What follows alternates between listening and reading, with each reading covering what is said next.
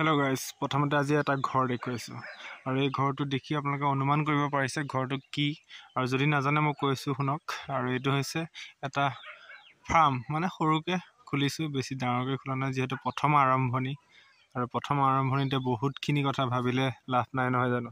গতিকে নতুন শিকিছোঁ, গতিকে অভিজ্ঞতাটো পাই ল'ব লাগিব, কি হয়, কি অসুবিধাৰ হয়।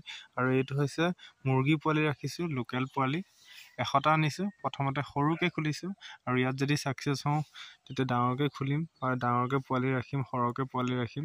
আৰু মই ইউটিউবতো বহুত চাইছিলোঁ আৰু বহুতে ইউটিউবত চালেও আপোনালোকে এইবিলাক পৰামৰ্শ লৈ যদি কৰেও তথাপি বহুত বিফল হোৱা দেখা যায়। সেইকাৰণে তথাপিও মই ওচৰৰ যিখন ভেটেৰিনেৰী ডাক্তৰৰ পৰামৰ্শৰ মৰ্মে এনেদৰে ঘৰটো বনাইছোঁ। আৰু ঘৰটো বনোৱাৰ পিছত এনেকৈ নেট দি দিছোঁ যাতে বাহিৰলৈ ওলাই যাব নোৱাৰে। আৰু মই আজৰি সময়ত অকণমান ইয়াতে চৰিবলৈ দিওঁ। এইবিলাক পোক পতংগ বা এইবিলাক সৰু সৰু ঘাঁহবিলাক খায় আৰু এইবিলাক খালে অকণমান সিহঁতৰ শৰীৰটো অলপ ফ্ৰেছ হৈ থাকিব। আৰু সেইকাৰণে অকণমান আজৰি সময় এনেকৈ ঘূৰিবলৈ দিওঁ। কিন্তু তথাপিও এতিয়া 30টা পোৱালি মৰিছে। আৰু কি মানে ইমানখিনি চোৱাৰ পিছতো যেতিয়া 30টা পোৱালি মৰিছে আপুনি ভাবি চাওক। গতিকে প্ৰথমতে এসোপা পুহি মই ইমানখিনি টকা ইনকাম কৰিম সেইটো কেতিয়াও নাভাবিব। হয়, কিবা এটা বস্তু কৰাৰ আগত আপোনালোকে চাই লওক টেষ্টিংটো, যে মই এইটো কৰিব পাৰিম নে নোৱাৰিম। গতিকে মই ঘৰটো বনাইছোঁ আৰু ভাবিছোঁ যদি ছাকচেছ হওঁ পিছলৈ সৰহকৈ পুহিম আৰু সৰহকৈ কিবা ডাঙৰকৈ অকণমান ইনভেষ্টমেণ্ট কৰিম। কিন্তু ভিতৰৰ ভাগটো এনেদৰে মই ৰাখিছোঁ। আৰু দেখিছে ইয়াৰ ভিতৰত মই লাইট বাল্ব জ্বলাই ৰাখিছোঁ। আৰু এইখন টেম্পাৰেচাৰৰ কাৰণে সৰু এখন মেচিন ফ্লিপকাৰ্টত মই আনি লৈছিলোঁ। আৰু এই টেম্পাৰেচাৰ বৰ্ডখন আপোনাক লাগিব, যিহেতু আপুনি প্ৰথম যেতিয়া পুহিছে। আৰু যিখিনি যিখিনি বহুত দিনৰ পৰা এনেদৰে মুৰ্গী পোৱালি পুহি আহিছে বা এনেদৰে ফাৰ্ম কৰি আহিছে সিহঁতক হয়তো নালাগিব পাৰে, যিহেতু সিহঁতৰ বহুত এক্সপিৰিয়েঞ্চ।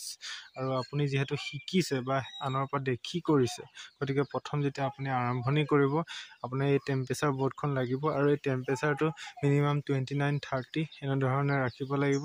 আৰু যিহেতু পোৱালিবিলাক যেতিয়া জন্ম হয় 36 ডিগ্ৰী 37 ডিগ্ৰীত, আৰু গতিকে সিহঁতক মিনিমাম 30 ডিগ্ৰী প্ৰয়োজন হ'ব। ৰাতি যদি ঠাণ্ডাটো বেছি হৈ যায় সিহঁতৰ বেমাৰ হ'ব আৰু বেমাৰ হৈ পোৱালিখিনি মৃত্যু হোৱা দেখা যাব।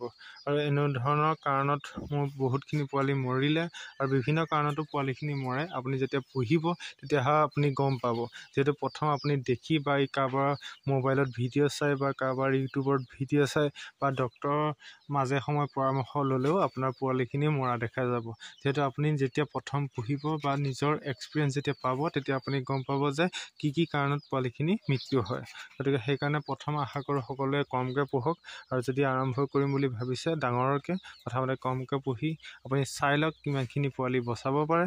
আৰু 100টা পোৱালি আনি চাই লওক 100টাৰ ভিতৰত কিমানখিনি আপুনি বচাব পাৰে। তাৰপিছত আপুনি সৰহকৈ পোহক, মোৰ অনুৰোধ এইটোৱে। আৰু যিহেতু মই প্ৰথমকৈ কমকৈ আনি পুহিছোঁ আৰু মোৰ লগত ওচৰৰ ভেটেৰিনেৰী ডক্তৰৰ পৰামৰ্শও আছে, যোগাযোগ কৰি থাকোঁ, তাৰপিছতো পোৱালিখিনি মৃত্যু হোৱা দেখা যায়। এনেকুৱা কিছুমান বেমাৰ বা এনেকুৱা কিছুমান কাৰণত পোৱালিখিনি মৰা দেখা যায়, যি নেকি ডক্তৰেও তাৰ পৰামৰ্শ দিবলৈ মানে অমান্তি হৈ যায়। মানে ডক্তৰেও ভাবিব নোৱাৰে এনেকুৱা কাৰণতো পোৱালি মৰে নেকি। আপোনালোকক নেক্সট ভিডিঅ'ত কোনোবা এটা ভিডিঅ'ত আপোনালোকক জনাম যে এনেকুৱা কাৰণত পোৱালিখিনি কিছুমান মোৰ 10-12টা পোৱালি মৰি গ'ল, যি নেকি ডক্তৰেও কৈছে। মই ফাৰ্ষ্ট টাইম শুনিছোঁ যে এনেকুৱা কাৰণতো পোৱালি মৰে।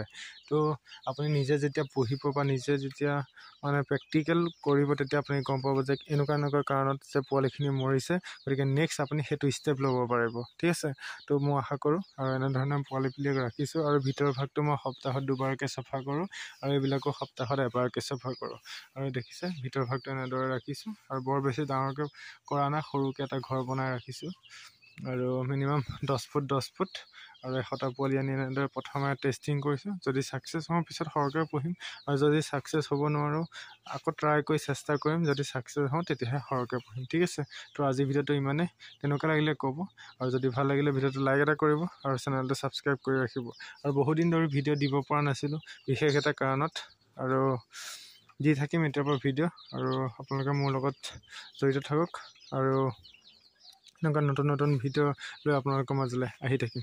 Thank you, bye bye. Next ভিডিঅ'ত পুনৰ লগ পাম।